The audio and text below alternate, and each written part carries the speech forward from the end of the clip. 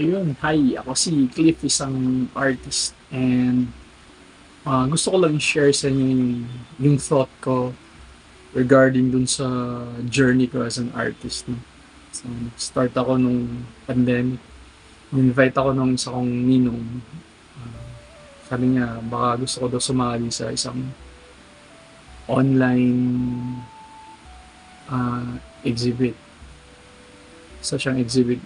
So, walang ginagawa nung during the time. Lahat naman tayo, halos lahat online yung mga transactions natin, yung mga ginagawa natin.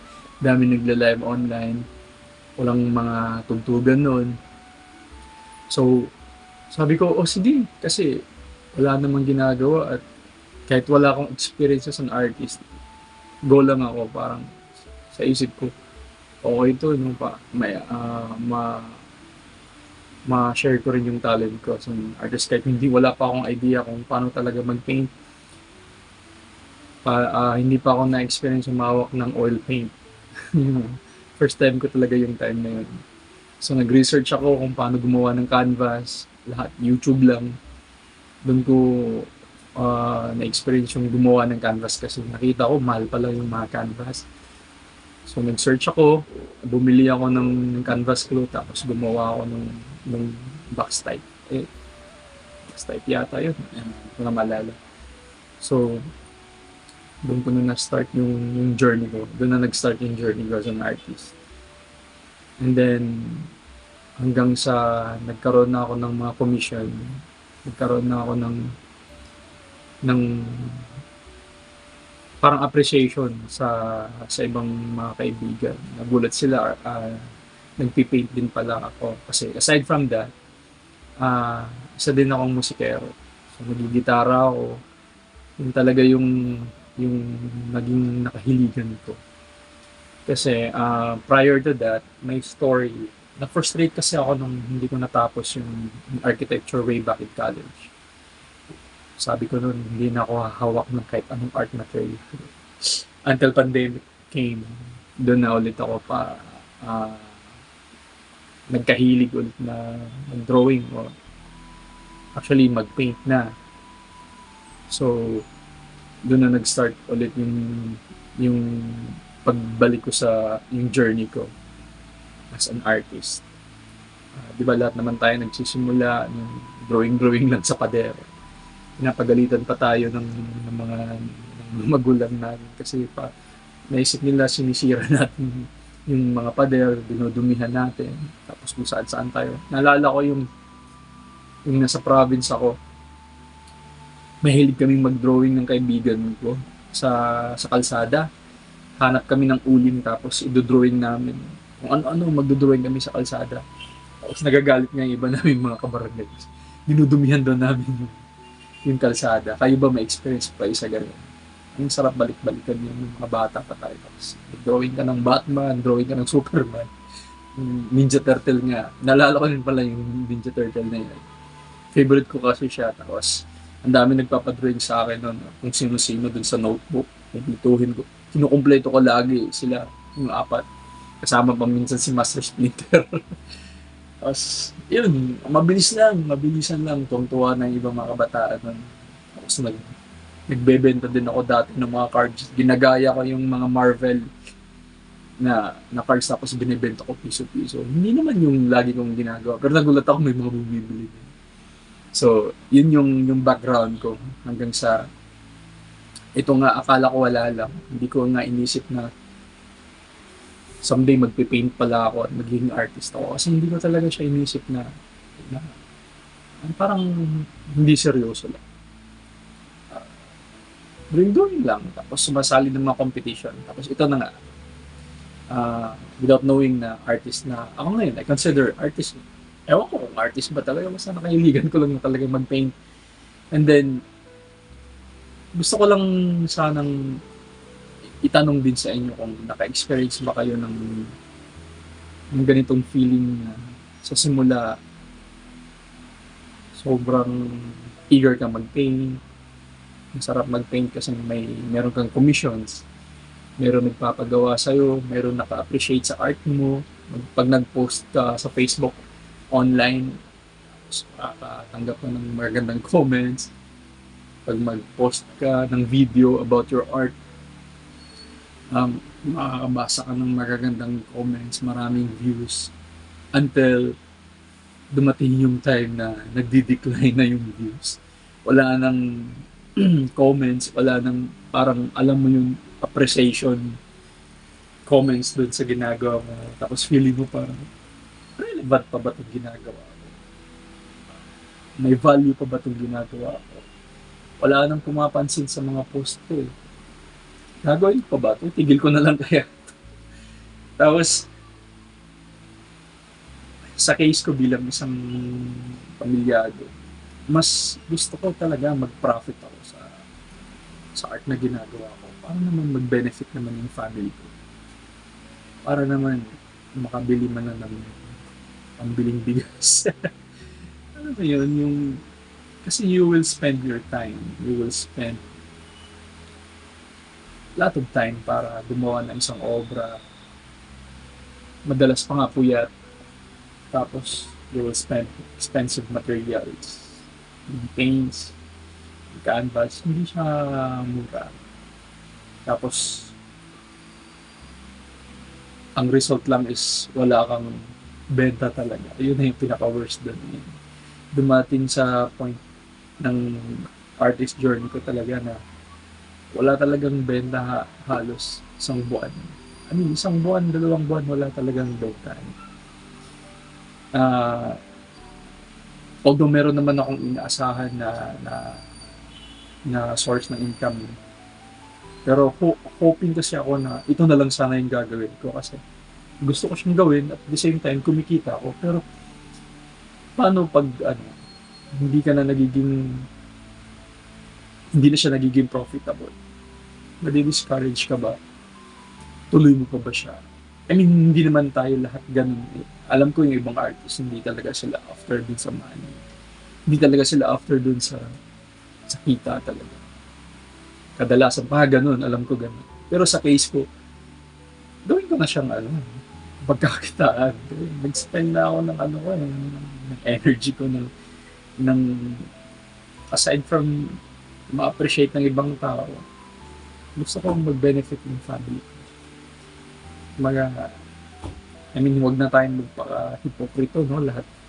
Sana talaga kumikita lahat ng artist. Wala sana talagang gutom na artist. So kayo, ano yung journey niyo? Naalala ko nun yung yung yung libro ni Paulo Coelho. Sabi niya dun, parang beginner's luck lang yata yung sabi niya dun sa isang bata. Tapos, yun din yung naisip ko.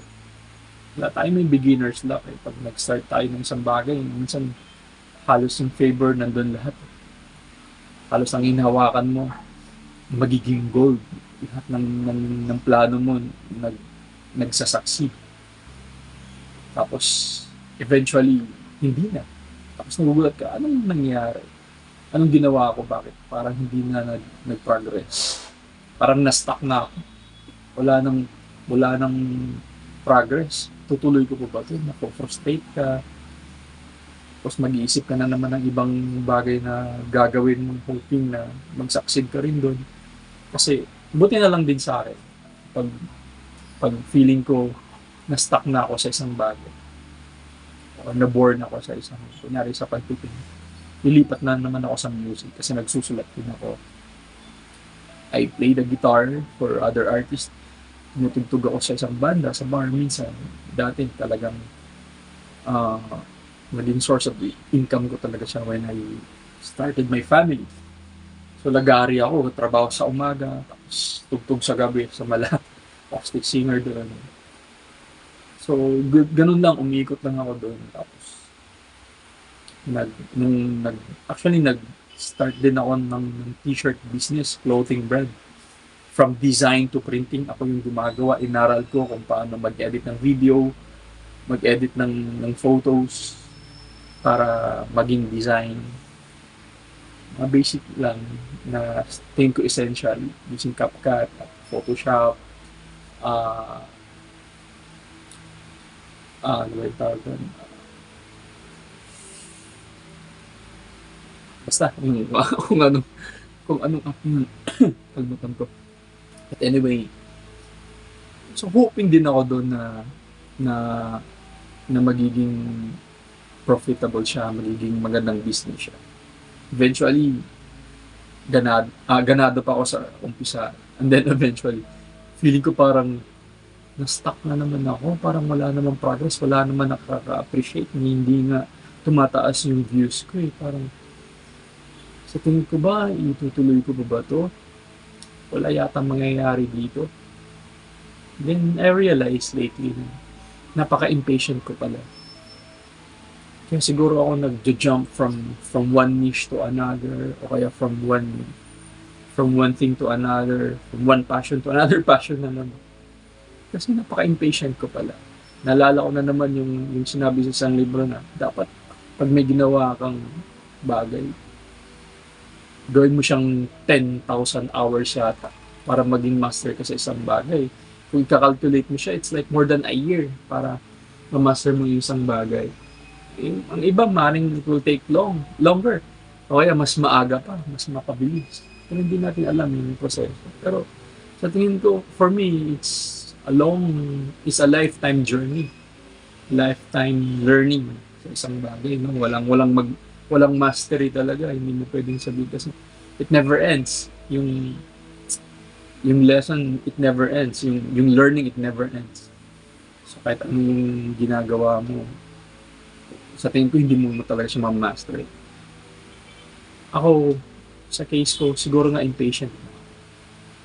Nag-ano agad ako ng result agad na mabilisan. Kaya siguro hindi siya nagpa-progress. Siguro yun yung bagay na dapat kong matutunan. Dapat maghintay lang siguro ako and then be consistent enough, tapos just keep repeating things na sa tingin ko ay maganda dun sa ginagawa ko. It will benefit me someday. So I'm still in the process of learning para kung paano ko siya ma-overcome yung impatience na yung boredom. Kasi lagi na lang umpisa hanggang sa walang natapos. Kayo ba? Ganun ba kayo? So, ano yung story niyo as an artist? Anong sitwasyon niyo ngayon bilang isang artist? Are you for the profit or art lang talaga? Kahit gutom, gawa lang ng gawa. Are you hoping na someday ay ma-recognize kayo as an artist? Are you hoping na someday magkaroon kayo ng pangalan as an artist? Bakit kayo gumagawa ng obra? Ano yung reason nyo? Bakit kayo nagpipaint? Bakit kayo nagpupuyat? Bakit kayo bumibili ng mga materialis na mamahalin para lang gumawa ng mga obra na minsan pinamimigay lang din natin for free? Diba? Kayo ba ay naghahangad na buwan-buwan meron kayong benta? Ako personally, sana ganun. Maganda. And I am hoping for every artist na ganun na mga kaibigan ko. Sana mga kaibigan ko ay talagang magsasucceed as an artist at magbe-benefit sila dun in terms of monetization. Talagang magagamit nila kasi habang tayo ay tumatanda, actually, we need money para makapag-survive talaga at hoping na yung passion natin, na yung nagbibigay sa atin ng saya na ginagawa natin ay mag-generate siya ng income para din magbe-benefit tayo at yung family natin. At the same time, makabili tayo pa rin ng mga materials, ng mga art materials at tuloy-tuloy yung paggawa natin ng obra. So, sinishare ko lang to, kasi yun yung journey ko as an art. Yun yung journey ko ngayon. Yun yung experience ko lately. Itong video na to, sana 5 years from now, sana ay nasa yung magle-level up naman ako. Magpa-progress naman yung pagiging artist ko. Someday, kumbaga parang nalala ko yung video ni Mr. Beast, parang inano niya yung sarili niya 5 years from now. parang hinehelo, naghehelo siya doon sa sarili niya na yung situation niya at this moment, then 5 years after. So kayo guys, ano yung journey niyo ngayon as an artist? Mahirap ba or madali? Bye.